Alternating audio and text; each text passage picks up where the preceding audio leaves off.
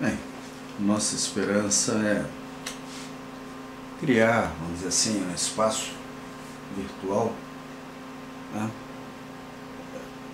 Não tão, vamos dizer assim, competente quanto foi gerado por Marc Sauté, o Café para Sócrates, seria querer demais talvez, mas tentando, na medida do possível,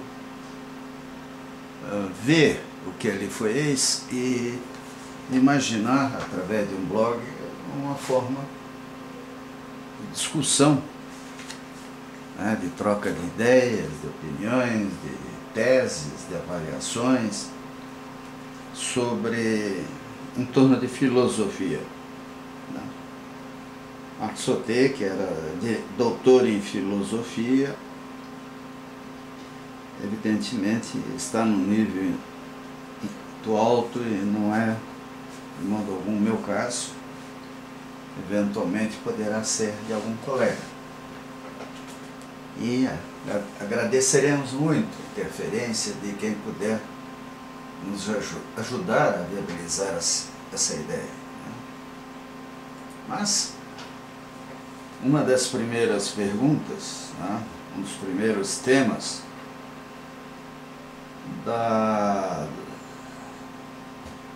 do café, em 13 de dezembro de 1992, no Café de Phare, Place de la Bastille, Paris, né, foi, junto com o pessoal que estava lá, se a violência faz parte da natureza humana, se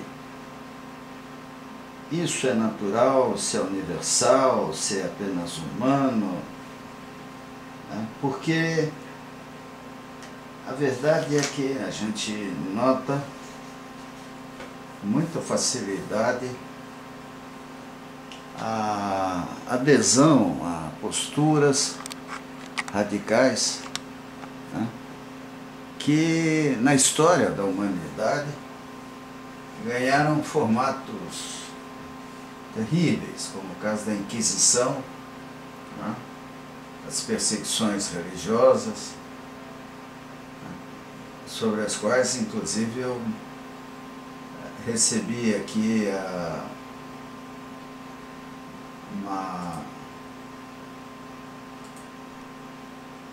um e-mail,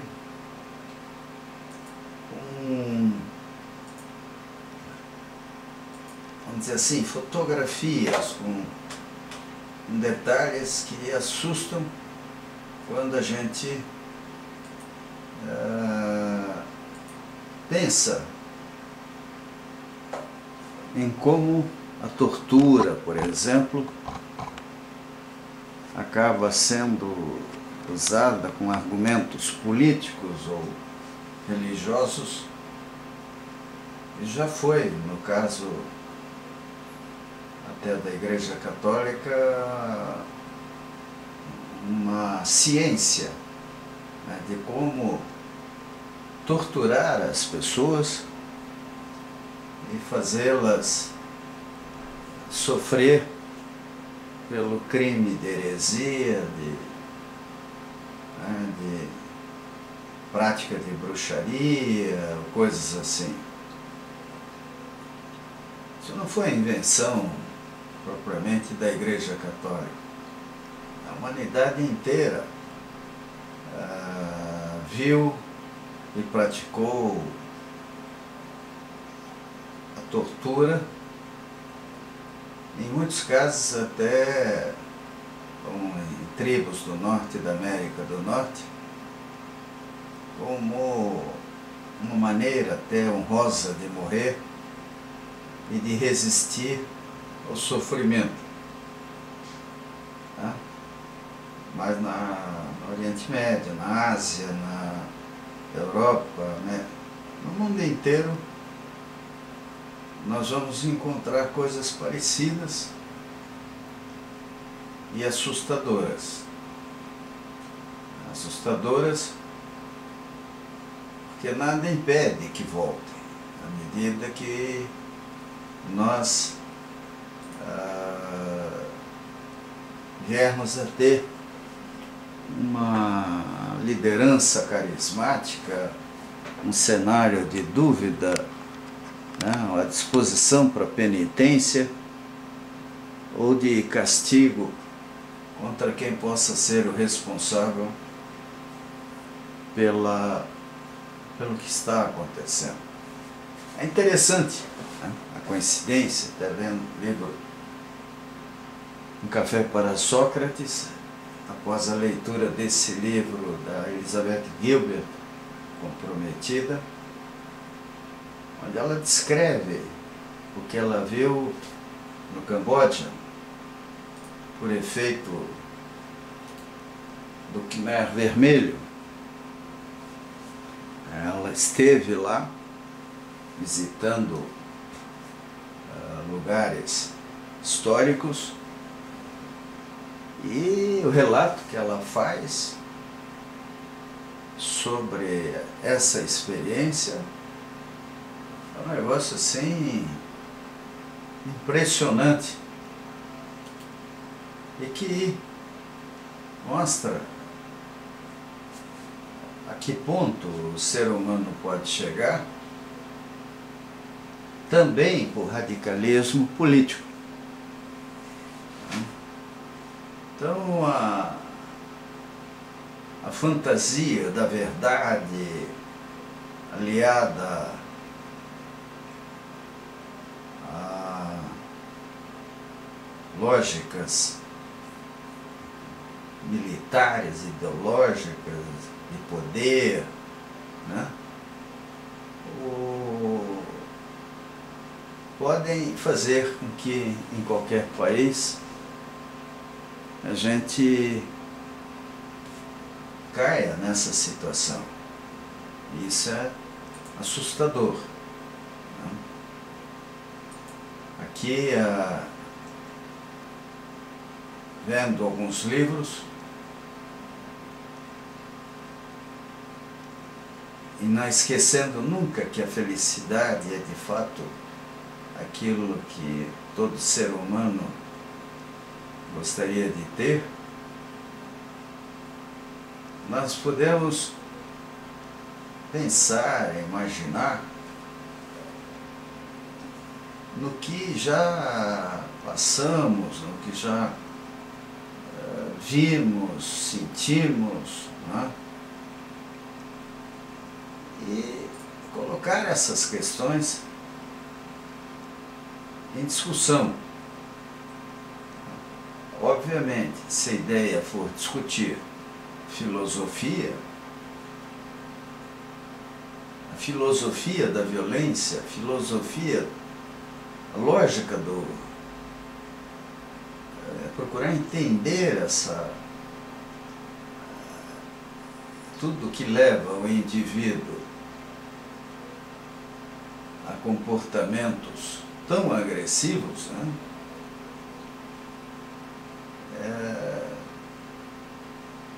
Nós vamos ter que pensar em muitas coisas, né? Entre elas até na ética dos poderosos, que a gente encontra bons escritores até de uma certa forma defendendo o que esses indivíduos fazem. Agora, esse livro, por exemplo, de Hobsbawm, né, é quase um grito de desespero, né? Aliás, esse aqui, Globalização, Democracia e Terrorismo, vendo a humanidade se radicalizando e governos que poderiam ter evitado isso, na verdade, facilitando, dando, vamos dizer assim, provocando a populações, que criando ambiente para os mais radicais. A gente vê o pessoal falando em revolução, em mudança de governo, fica sempre pensando se não é sair da frigideira para cair no fogo. Tá? E, infelizmente, no jogo do poder, muita coisa acontece. Esse livro, Era Dourada de Gore Vidal, mostra algumas coisas que precisam ser vistas com cuidado. Agora, esse outro, Origens do Totalitarismo, né, da Hannah Arendt, nós poderemos até fazer analogias aqui com algumas lideranças que a gente conhece, ou que existiram entre nós, e que ilustra, vamos dizer assim, como certos indivíduos dispõem, usam e abusam do poder para se manterem no poder. Né? E aí a preocupação que a gente tem que ter sempre com o futuro, com os exemplos do passado, com o que aconteceu, né? Porque nós não estamos longe de retrocessos, quer dizer, e a única maneira da gente não se deixar encantar por coisas absurdas é tentar educar nossos filhos, a família, a enfrentar com racionalidade, né, e bondade os desafios da vida, porque nosso maior inimigo somos nós mesmos. Nós temos dentro de nós todos os instintos, bons e maus, que podem, dependendo da provocação, levar a gente a atitudes tremendamente condenáveis. Então, nós temos que repensar, às vezes, formas de comportamento,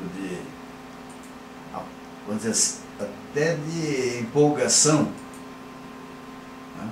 Tendo sempre cuidado de mostrar para aqueles que nós amamos, né, que o mundo já foi pior, né, e pode voltar a ter problemas que nós vimos há não muito tempo, né? Por causa desse filme até argentino, né, onde a gente vê um filme muito bom, bem feito, a gente vê o que foi a Argentina, o problema da ditadura, como nós podemos também, em outros tipos de filmes, como Dr. Zhivago, ou esse aí, A Grande Ilusão, pensar no que teria, vamos dizer assim, motivado tantas atrocidades. Né? Temos religiões, temos classes, temos filósofos, né? A vida em si, mas temos histórias, né, que precisam ser vistas com bastante carinho, com bastante cuidado, para não repetirmos erros, para não cairmos em situações como essas que viabilizaram tanto sofrimento. Por isso, alguns filmes, como esse aí, Alemanha Ano Zero, merecem ser vistos, né? E até esse, Marseillaise de Jean Renoir, um filme fantástico, Giordano Bruno, um clássico, né? Danton, Guerra e Paz, e Sócrates, né? Quer dizer, Sócrates, que não escreveu, que não deixou livros feitos por ele, sob a supervisão dele, mas que criou uma academia, que, vamos dizer, ele não, mas viabilizou a criação de uma academia, né? E Platão transformou em livros muito do que aprendeu com Sócrates. É um exemplo clássico da intolerância, 2.500 anos atrás.